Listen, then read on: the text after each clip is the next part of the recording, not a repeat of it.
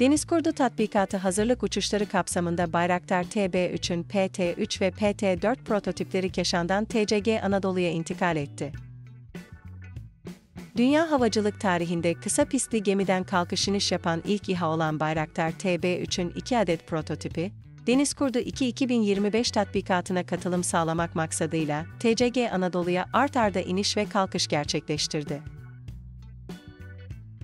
11 Mayıs Pazar günü resmi X hesabı üzerinden Bayraktar TB3'ün PT-3 ve PT-4 prototiplerinin TCG Anadolu'ya art arda iniş ve kalkış anına ait görüntüleri yayınlayan Selçuk Bayraktar, Denizkurdu 2 tatbikatı hazırlık uçuşları kapsamında TB3'lerin Keşan'dan TCG Anadolu'ya intikal ettiğini belirtti. Deniz Kuvvetleri Komutanlığı'nca Karadeniz, Marmara, Adalar Denizi ve Doğu Akdeniz'de icra edilecek Denizkurdu 2 2025 tatbikatına katılım sağlayacak TB3'lerin tatbikat kapsamında 14 Mayıs Çarşamba günü kara hedeflerine fiili atış gerçekleştirileceği duyuruldu. Yayınlanan videoda TCG Anadolu'ya iniş yapan TB3'ün kanat altında Roketsan üretimi MAM-L mühimmatı bulunması dikkat çekiyor.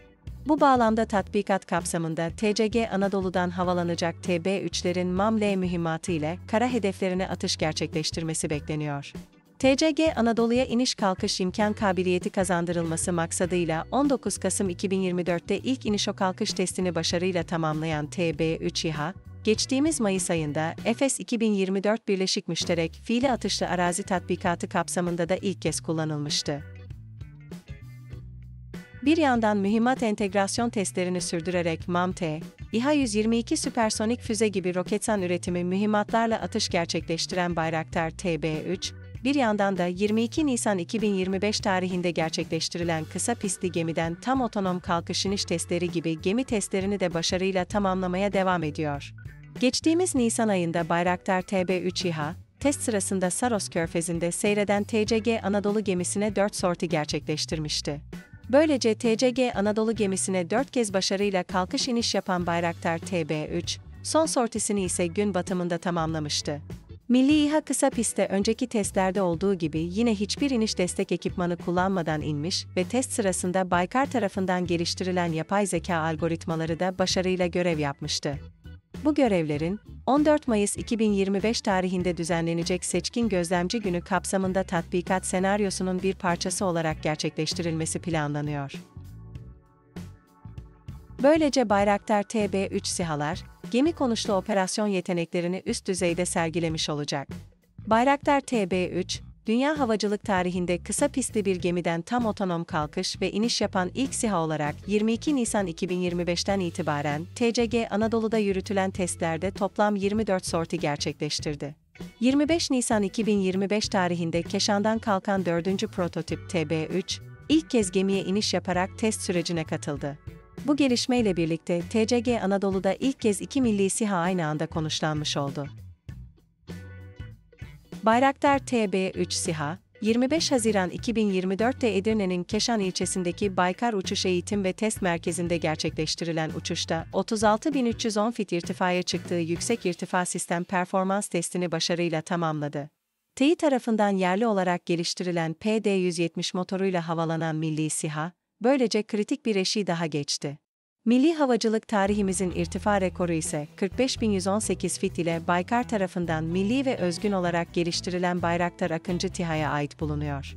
Bayraktar TB3 SİHA, 26 Mart 2024 tarihinde ilk kez Aselsan tarafından milli olarak geliştirilen Aselfler 500 ile uçtu. İcra edilen test kapsamında dünyadaki muadillerine göre en yüksek performansa sahip olan Aselfler 500 elektro-optik keşif, gözetleme ve hedefleme sistemi entegrasyonu başarıyla gerçekleştirildi. Bayraktar TB3 SİHA, katlanabilen kanat yapısının yanı sıra sahip olacağı kabiliyetler ile envantere girdiğinde sınıfındaki lider insansız hava aracı olacak. Görüş hattı ötesi haberleşme kabiliyetine de sahip olacak milli SİHA, bu sayede çok uzun mesafelerden kumanda edilebilecek. Böylece keşif gözetleme, istihbarat ve taşıdığı akıllı mühimmatlar ile taarruz görevlerini deniz aşırı hedeflere karşı icra ederek, Türkiye'nin caydırıcı gücünde çarpan etkisi sağlayacak. Bayraktar TB3 SİHA, 25 Mart Salı günü Muğla'nın Dalaman ilçesinden Roketsan tarafından geliştirilen İHA-122 süpersonik füzeyle havalandı. Atış testi için gökyüzüne yükselen Bayraktar TB3, ilk denemesinde 50 kilometreyi geçen mesafeden deniz üzerinde bulunan 6x6 metre ebadındaki perdeli hedefi tam isabetle vurdu. Atış testinin lazerle hedefleme görevini havada bulunan Bayraktar TB2 SİHA üstlendi. Bayraktar TB2'nin işaretlediği hedef, Bayraktar TB3 tarafından başarıyla imha edildi. Böylece havada bulunan iki SİHA'nın koordineli lazerle işaretleme ve hedefe angajman yeteneği de başarıyla test edildi. Belirlenen takvim doğrultusunda, Bayraktar TB3'ün mühimmat ve faydalı yük entegrasyon testlerine geliştirme süreci boyunca devam edilecek. Baykar tarafından milli ve özgün olarak geliştirilen Bayraktar TB3 SİHA, 19 Kasım 2024'te TCG Anadolu'nun 12 derece eğimli rampaya sahip kısa pistinden başarıyla havalanmıştı. Ege ve Akdeniz'in buluşma noktasında 46 dakikalık tarihi bir test uçuşu gerçekleştiren Bayraktar TB3, aynı kısa pistte hiçbir iniş destek ekipmanı kullanmadan başarıyla iniş yaparak dünyada bir ilki gerçekleştirmişti. Bayraktar TB3 SİHA, gemi testlerine başarıyla devam ederek, Çanakkale açıklarında seyreden TCG Anadolu gemisinde gerçekleşen ikinci uçuş testinde de iniş destek ekipmanı kullanmadan 2 kez daha başarıyla iniş kalkış yapmıştı. Test parametrelerini başarılı bir şekilde icra eden Milli SİHA, ortalama 20.000 fit irtifada uçtuğu testi başarıyla tamamlamıştı. Bayraktar TB3 SİHA, katlanabilen kanat yapısının yanı sıra sahip olacağı kabiliyetler ile sınıfındaki lider insansız hava aracı olacak. Görüş hattı ötesi haberleşme kabiliyetine de sahip olacak Milli SİHA, bu sayede çok uzun mesafelerden kumanda edilebilecek. Böylece keşif gözetleme, istihbarat ve taşıdığı akıllı mühimmatlar ile taarruz görevlerini deniz aşırı hedeflere karşı icra ederek, Türkiye'nin caydırıcı gücünde çarpan etkisi sağlayacak.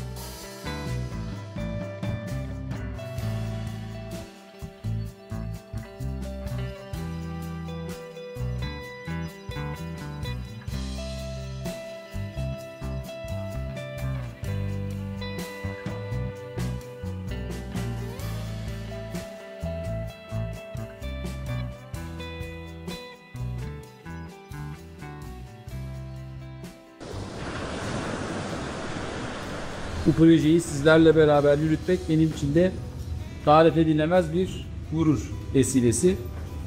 Bundan 2 yıl kadar önce Amerika Birleşik Devletleri'nin yaptığı uçak gemisini ziyaret ettiğimde, tabii deniz havacılığı zamanında